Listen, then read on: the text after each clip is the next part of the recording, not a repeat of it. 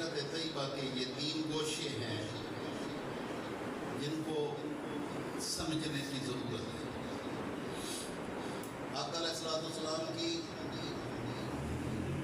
حیات طیبہ میں آپ نے جو اعمال اور افعال سر انجام دیے وہ سارے بھی آپ کی سیرت طیبہ کا حصہ ہیں، اور وہ خصائل النبی کہلاتے ہیں۔ یہ ہمارے بچے کو یہ بات یاد ہونی چاہیے کہ ہمارے نبی مکرم صلی اللہ علیہ وسلم کی سیرت طیبہ کے 3 گوشے ہیں۔ ایک گوشہ آقا علیہ السلام کے اعمال و افعال کا ہے کہ آپ نے عبادت و ریاضت کس طرح کی، آپ نے روزے کیسے رکھے، آپ نے نمازیں کیسے پڑھی، آپ نے لوگوں کے ساتھ سلوک کیسا کیا، آپ کی رحمت اور آپ کی کرم نوازیاں کس طرح سے امت پر ہوئی۔ تو یہ ایک گوشہ ہماری نسلوں میں منتقل ہونا چاہیے اور ان کا بیان ہونا چاہیے، اس میں کوئی شک و شبہ نہیں۔ یہ بھی میرے آقا صلی اللہ علیہ وسلم کی سیرت طیبہ کا ایک حصہ ہے۔ پھر اللہ رب العزت نے آپ کو کمالات عطا فرمائے، عظمتیں عطا فرمائی، جن کو فضائل النبی کہتے ہیں۔ اس کا نام آقا علیہ السلام صلی اللہ علیہ وسلم کی عظمتیں اور فضائل ہیں۔ تو ان کا بیان کرنا بھی مومنین کے من میں ایمان کا نور پیدا کرتا ہے۔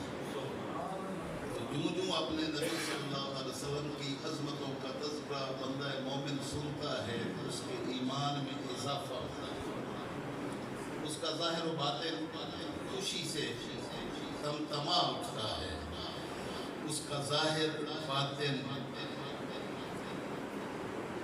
پھولوں سے معطر و منور ہو جاتا ہے۔ تو یہ حصہ بھی ہمیں خود بھی اور اپنی اولادوں کو، آگے نسلوں کو منتقل کرنا ضروری ہے۔ تو یہ دوسرا حصہ ہے سیرت النبی صلی اللہ علیہ وسلم کا۔ صرف خصائل بیان کریں اور فضائل بیان نہ کریں تو سیرت طیبہ مکمل نہیں ہوتی، کیونکہ سیرت طیبہ صرف خصائل کا نام نہیں ہے۔ خصائل بھی میرے آقا کی سیرت کا ایک حصہ ہے، لیکن فضائل بھی آپ کی سیرت طیبہ کا ایک حصہ ہیں، جس کو آقا علیہ السلام نے خود بیان کیا، اور اللہ نے حکم فرمایا کہ اپنے محبوب کو، کہ اپنے غلاموں کو یہ بتایا کریں کہ اللہ نے آپ کو کن کن عظمتوں سے نوازا ہے۔ آپ یہاں بیٹھ کر اپنے غلاموں کو دکھائیں کہ پتھروں سے پانی تو ساری دنیا نے نکلتے ہوئے دیکھا، چشمے پھوٹے، آپ اپنے دست انور کو پیالے میں ڈالیں اور وہاں سے چشمے پھوٹیں تو آپ کے غلام دیکھیں کہ یہ پہلی مرتبہ ہوا ہے کہ انگلیوں سے چشمے پھوٹے۔ یہ دکھائیں، اپنے غلاموں کو دکھائیں، تاکہ ان کی محبتوں میں، ان کے تعلق میں، ان کے عشق میں اضافہ ہو۔ اور یہ دونوں حصے بیان کرنے سے بھی سیرت طیبہ کامل نہیں ہو، مکمل نہیں ہو۔ اس کے ساتھ ساتھ تیسرا گوشہ بھی ہے شمائل النبی صلی اللہ علیہ وسلم، کہ اللہ نے آپ کو کیا حسن و جمال اور کیا کمال عطا فرمایا۔ یہ وہ چشمان مبارک ہیں کہ دنیا میں کوئی آنکھ اس مالک الملک کا دیدار نہیں کر سکتی سوائے چشم مصطفیٰ۔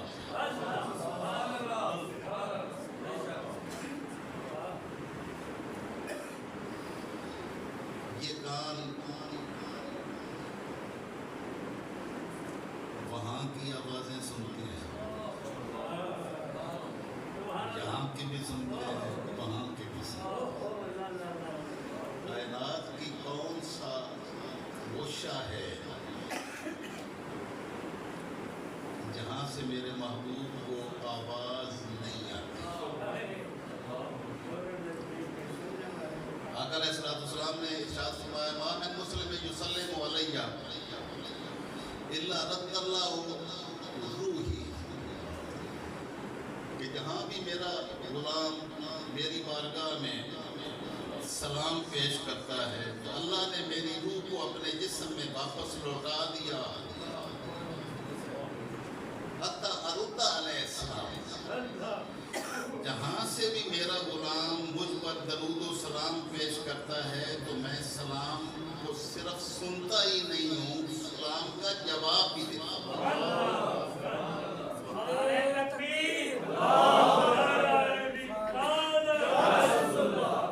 اس کا مطلب یہ ہوا کہ جو بھی محبوب مصطفیٰ صلی اللہ علیہ وسلم کے ساتھ ہم کلام ہونا چاہے تو وہ آپ کی بارگاہ میں درود و سلام پیش کرے، تو جب درود و سلام پیش کرے گا تو آقا علیہ السلام کی طرف سے جواب بھی آئے۔ یہ الگ الگ حیثیت ہے کہ واپسی سلام کسی کو سنائی دیتے ہیں یا نہیں،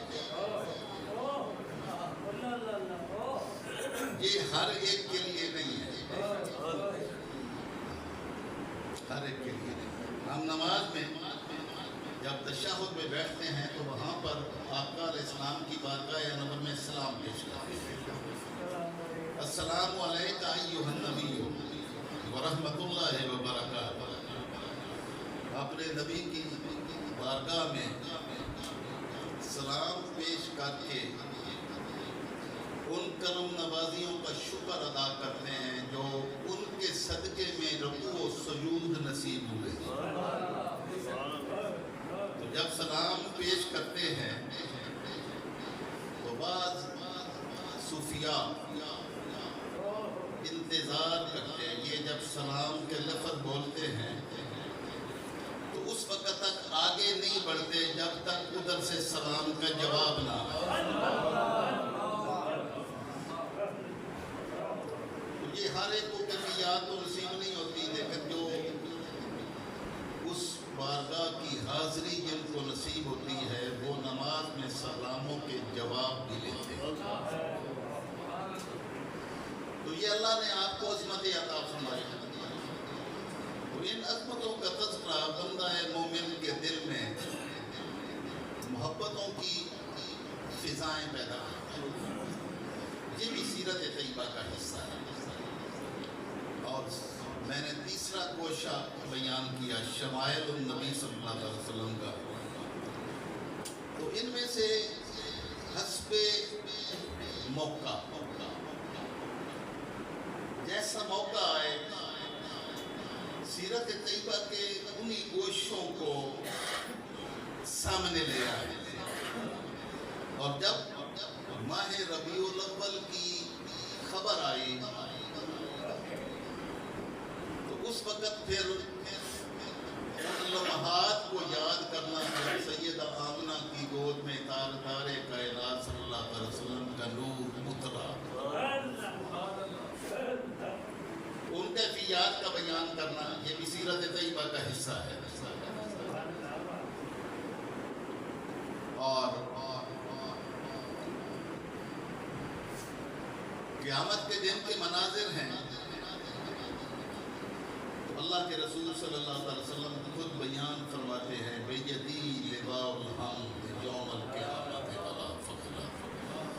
قیامت کے دن جب سورج سوا نیزے پر اتنا قریب ہوگا اور ساری دنیا اس کی دہشت وحشت میں مبتلا ہوگی تو سید الانبیاء صلی اللہ علیہ وسلم اور آپ کے غلام اس وحشت میں نہیں ہوں گے۔ یہ بات میں آپ کو واضح اور کلیئر کر دیا۔ جتنے اعمال قیامت کی ہولناکیوں کے بیان ہوئے ہیں، وہ ہولناکیوں کے بیان مالک الملک نے اور لوگوں کے لیے رکھے۔ نبی صلی اللہ علیہ وسلم اور آپ کے غلاموں کے لیے کیا رکھا ہے؟ اعلان کیا قرآن مقدس میں، یوم لا یخزی اللہ النبی والذین آمنوا معہ، وہ دن ہوگا جس دن اللہ اپنے نبی کی ذات کو رسوا نہیں ہونے دے گا، اور نبی کے صدقے میں مومنین کو بھی رسوا نہیں ہونے دے گا۔ اس دن سید الانبیاء صلی اللہ علیہ وسلم کی عظمتوں کا اظہار مالک الملک ساری کائنات کے ہر فرد کو کروائے گا۔ جنہوں نے مانا ان کو بھی کروائے گا، جنہوں نے نہیں مانا ان کو بھی کروائے گا۔ وہاں یہ آپ کی عظمتیں ساری کائنات پر ظاہر ہوں گی، اور اب مالک الملک نے قیامت کا دن رکھا ہی اپنے معبود کی عظمتوں کے اظہار، تاکہ ساری دنیا دیکھے جس نے نہیں مانا تھا آج تو مان لے گا۔ لیکن ماننا یہاں لازم ہے۔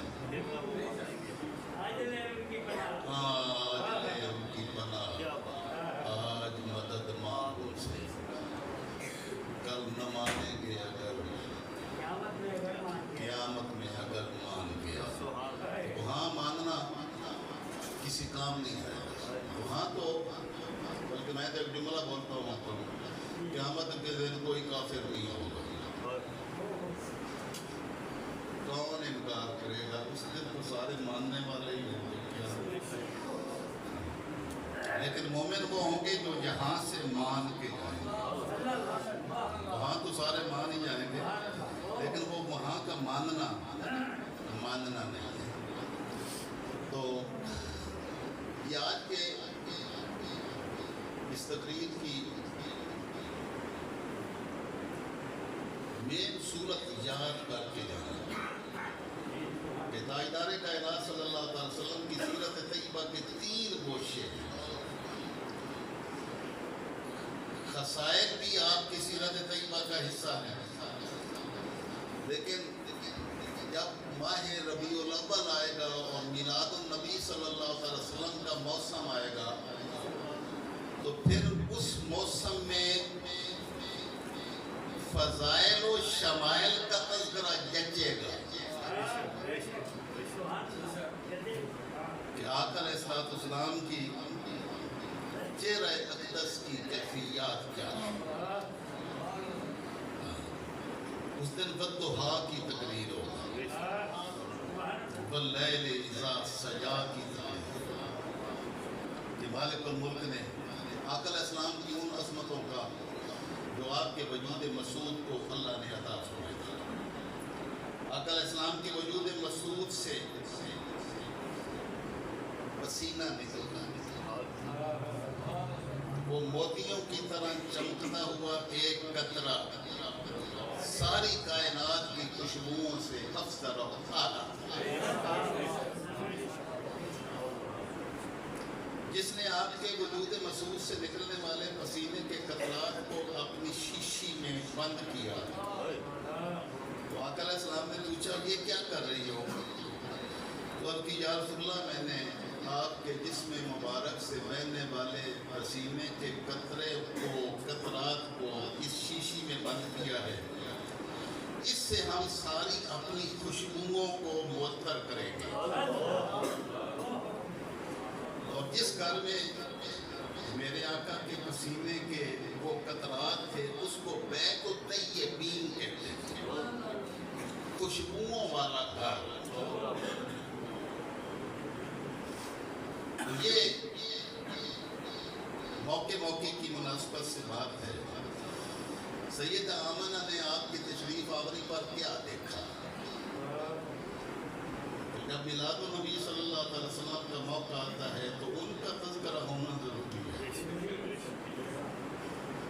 اور جب ماہ میلاد النبی صلی اللہ علیہ وسلم آتا ہے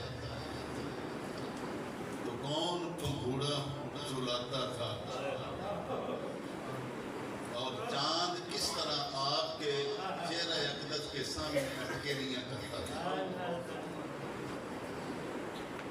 سیدہ حلیمہ سعدیہ کے گھر کی کیفیات کیا تھی؟ جہاں آپ تشریف لے گئے تو باقی لوگوں کی بکریاں بھوکھی واپس لوٹتی، حلیمہ سعدیہ کی بکریاں سیر ہو گئے۔ تاجدار کائنات صلی اللہ علیہ وسلم نے سفر ہجرت میں راستے میں ایک جھونپڑی میں ایک تھوڑا سا قیام فرمایا، تو وہاں پر ایک بوڑھی عورت بیٹھی تھی۔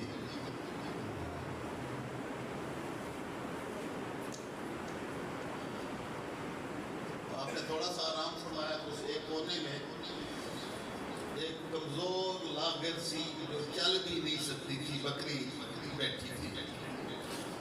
آپ صلی اللہ علیہ وسلم نے فرمایا کہ تم اجازت دیتی ہو کہ ہم اس بکری کو دو لیں؟ اس نے عرض کی کہ یہ تو ریوڑ کے ساتھ جا بھی نہیں سکتی تھی، میرا خامد باقی ریوڑ کو لے گیا ہے، یہ بیچاری یہاں ہی بیٹھی ہے، خشک ہے۔ آپ نے فرمایا کہ بس اس کی تم فکر نہ کرو، ہم کر لیں گے، بس صرف آپ کی اجازت ہے۔ اس نے کہا ہاں اجازت۔ آپ نے بکری کے تن کو ہاتھ لگائے تو وہ دودھ سے بھر گئے۔ آقا علیہ السلام نے برتن مانگا، گھر کے سارے برتن دودھ سے بھر گئے۔ اور پھر وہاں سے آپ جب تشریف لے گئے تو ان کے خامد آئے تو میں نے پوچھا بھئی آج گھر کے حوال چینج ہوئے تو انہوں نے کہا تھا کہ ایک ہستی آئی تھی، ایک ہستی آئی تھی، بس ان کے آنے سے جو ہے نا وہ ہر شے چینج ہو گئی۔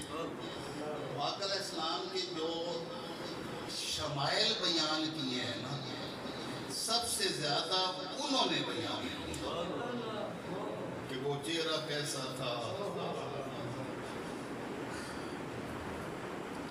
اس کی رنگت کیسی تھی، ان کی برکات کیسی تھی، خوشبوئیں کیسی تھی، احوال کیسے تھے، یہ شمائل النبی صلی اللہ علیہ وسلم۔ تو ماہ ربیع الاول آیا ہے تو مومنین کے دلوں میں بہار آئی ہے، یہ بہار کا موسم ہے، اور اپنے دلوں کو بھی آقا علیہ السلام کے شمائل اور فضائل سے معطر کرے، لیکن خصائل کو بھی کبھی نظر انداز نہ کرنا۔ میری آپ سارے لوگوں سے جو عاشقان رسول کہلاتے ہیں،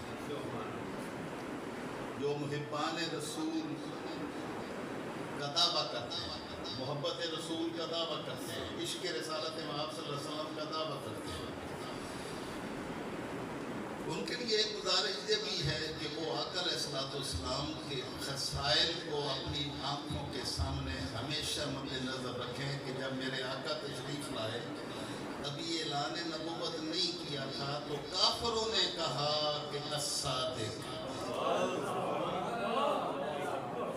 یہ وہ زبان ہے جس سے سچ کے سوا ہم نے کبھی کوئی ایک لفظ نہیں سنا، سچا الامین، امانت دار،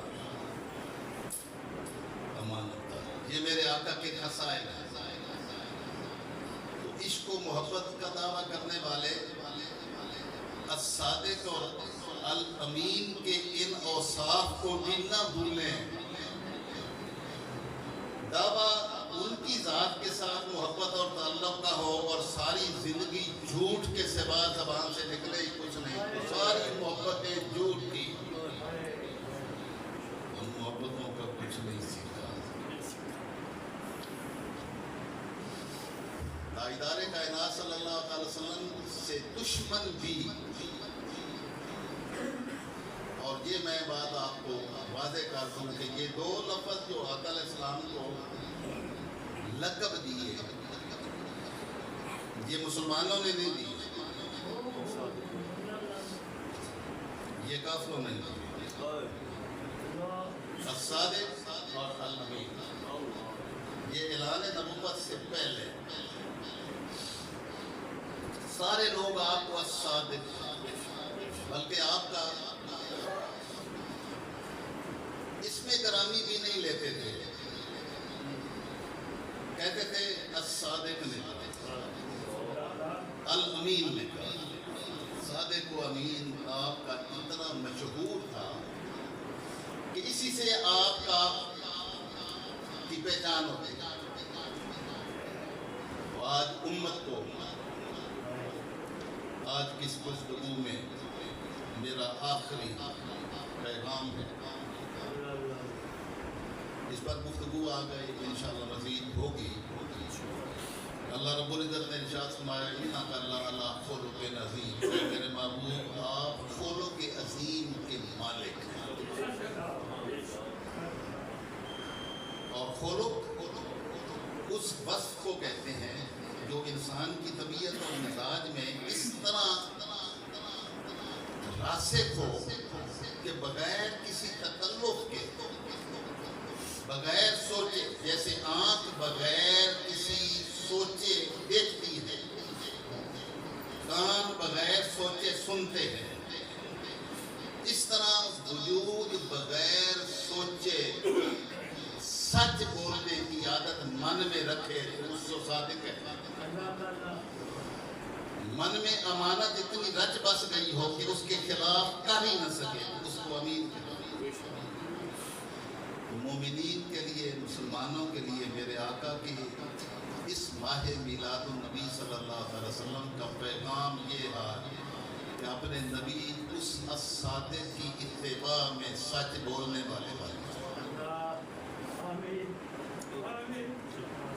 ان کی اتباع میں امانت والے امانت والے نہیں ہیں تو آقا علیہ السلام کی بارگاہ سے آپ کو نور میسر نہیں آ سکتا۔ بددیانت آدمی کو نبی کی بارگاہ سے کیا تھا؟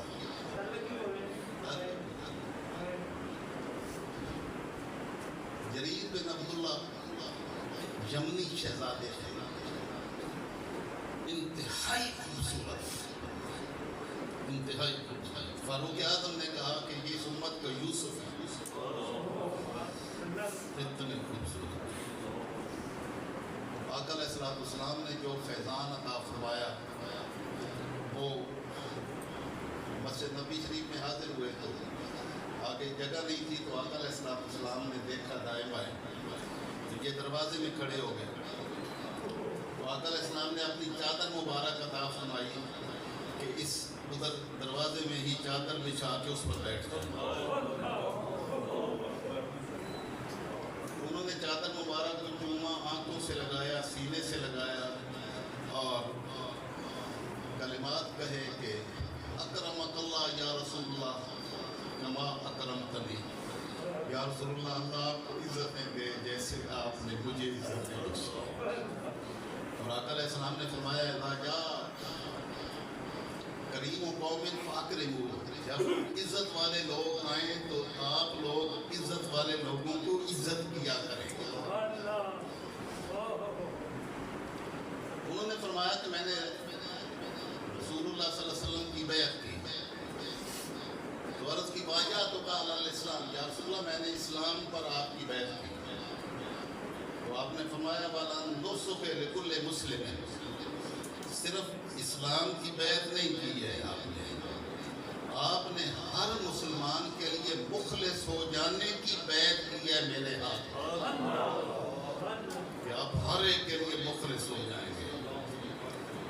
تو میں اپنے سارے شاگردوں کو اور اپنے تمام متعلقین کو دین کی صرف ایک تعریف بتاتا ہوں کہ دین ہر ایک کے لیے خیر خواہ اور ہر ایک کے لیے بھلائی کی سوچ رکھنے کا نام ہے۔ جس کو دوسروں کی خیر میسر نہیں ہے اور جو اس کی خیر نہیں سوچ سکتا، اس کو ایمان کا نور نصیب نہیں ہو سکتا۔ آپ نے خادم کو بھیجا کہ گھوڑا خرید رہا ہے، وہ تو گئے، گھوڑا پسند آیا، قیمت طے ہوئی، قیمت 300 درہم طے ہوئی، وہ لے کے تو آ گئے قیمت طے کر کے آپ کی خدمت میں کہ اس کو پیمنٹ کر دیں۔ تو آپ نے اسے فرمایا کہ آپ نے گھوڑا بیچا؟ اس نے کہا جی ہاں میں نے بیچا۔ کتنے میں بیچا؟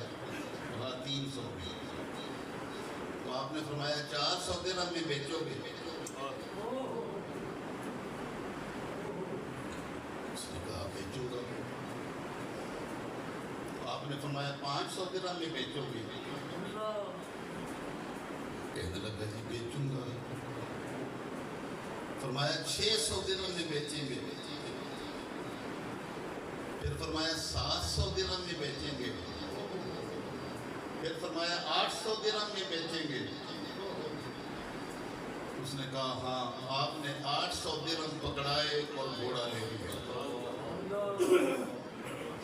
وہ چلا گیا 800 درہم لے کر، جس کے ساتھ سودا 300 درہم کا ہوا تھا۔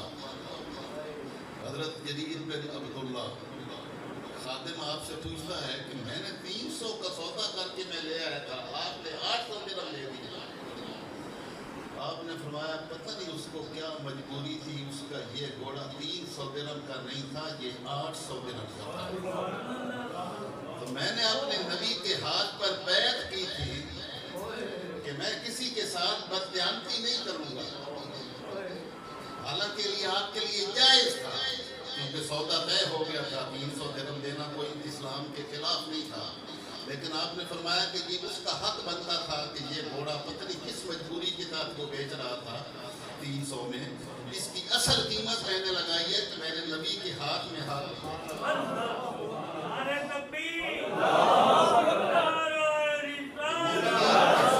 مومنین کے یہی احوال ہونے چاہیے کہ وہ دوسروں کی اسی طرح خیر اور بھلائی سوچیں جتنی وہ اپنے لیے سوچتا ہے۔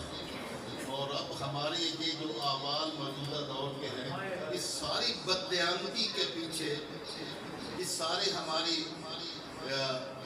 جو تنزلی کے شکار ہم امت مسلمہ ہیں، پاکستان جیسا کوئی خطہ سرزمین پوری دنیا میں نہیں ہے۔ اللہ کی ہر نعمت ہمارے پاس ہے، لیکن یہ ان کو فائدہ دے گی جن کو سید الانبیاء صلی اللہ علیہ وسلم کی صداقت، سچ بولنا اور امانت میں خیانت نہ کرنا، امین بننا، امانت دار بننے کا سبق جن کو مجھے بنا۔ تو اللہ رب العزت ہم سب کو آقا علیہ السلام کی جہاں غلامی نصیب فرمائی، آقا نے آقا کی سیرت طیبہ پر عمل پیرا ہو کر دنیا اور آخرت میں کامیابی اور کامرانی عطا فرمائے۔